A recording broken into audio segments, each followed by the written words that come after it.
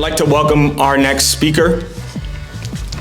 Some of you already know of her. She is a staunch defender of Somaliland online, somebody I have been watching and admiring from afar.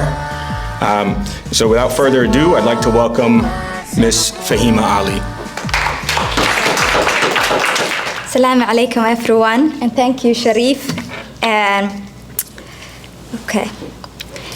Nine-time Nobel Prize nominee Aldous Huxley once said, "Facts don't cease to exist because they are ignored." More than 80% of Somalilanders, including myself, have only ever known and experienced the Republic of Somaliland's government, flag, currency, and constitution. We have only ever known and experienced our capitals, our regions, and our leaders. Yet, the world has been telling us that we are part of Somalia, a country that vast majority of us have never known. If we are part of Somalia, then why haven't Somalilanders seen any president from Somalia visit Somaliland for more than 32 years? If our capital, Hargeisa, is part of Somalia, then why wouldn't the Somalia president visit his country's second biggest city? If we really were part of Somalia, then why has Somaliland held national elections that Somalia had no part in?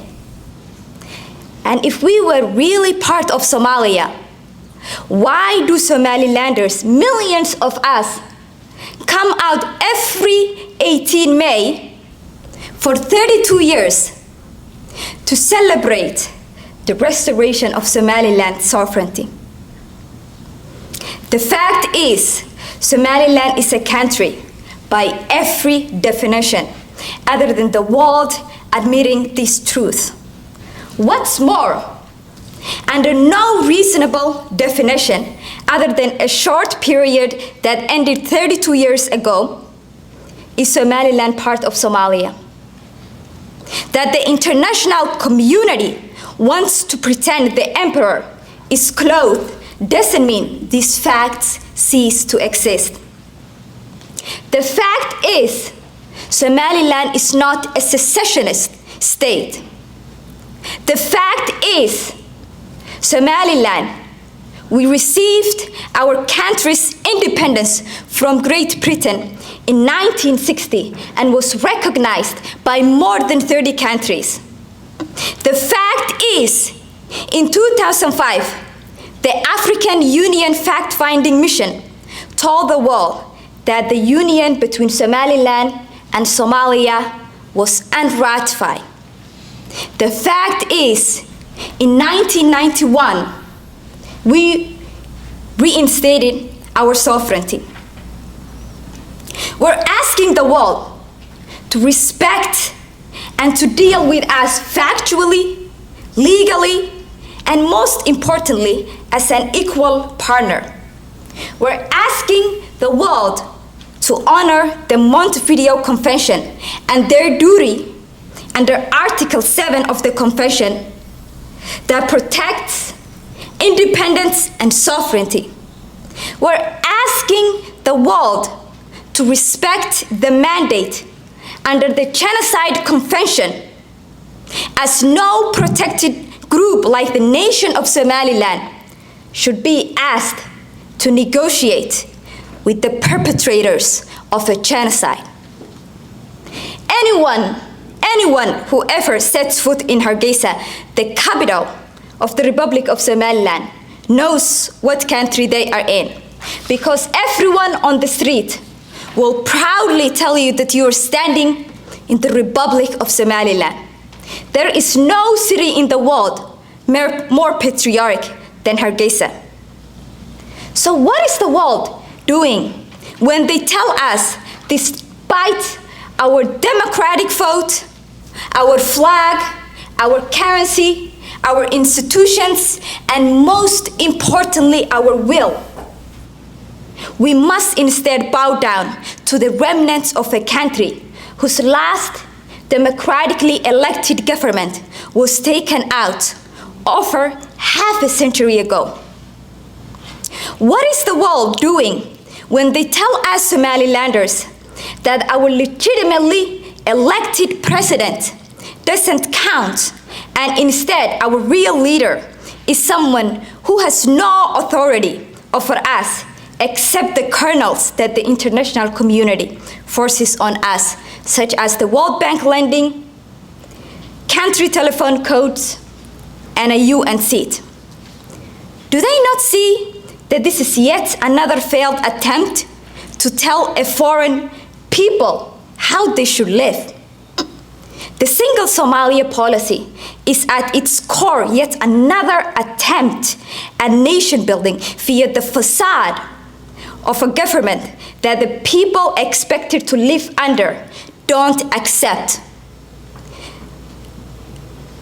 The single Somalia policy in the Somalia version of nation building, Somalilanders are expected to accept an imaginary view of the world that's not matched by any reality we know or want. The single Somalia policy ignores the lessons the West was supposed to have learned these past decades, and it flies in the face of democratic values that America and its allies preach. We have built a democracy, but you would rather pretend we are part of Somalia's 4-decade nightmare. The billions of dollars America has spent on Somalia can be added to its more famous nation-building failures. That is the reality. The single Somalia policy is so backwards that almost it's impossible for a reasonable person to believe that it exists. Yet, I talk to you today. I talk to you today because I believe that there are reasonable people out there who care about truth and justice.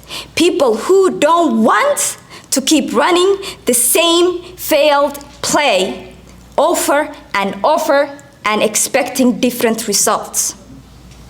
Somaliland said no to destruction. We cleared the mines laid to destroy us. We built a democracy that represents the will of our people. Despite all the challenges Somaliland faced, our democracy scored higher than any country in the Horn of Africa in 2022, according to Freedom House Index score. Somaliland has risen the way countries are supposed to be created, from the organic decision of people to come together and form a government. We're not asking you to nation build. We are asking you not to nation build. Stop telling 5 million of us that our democratic society is wrong and that you know what's good for us. We ask nothing of the international community other than to recognize the indisputable facts on the ground. Somaliland is a country, and the whole world will be better off when we stop pretending otherwise. Thank you, everyone.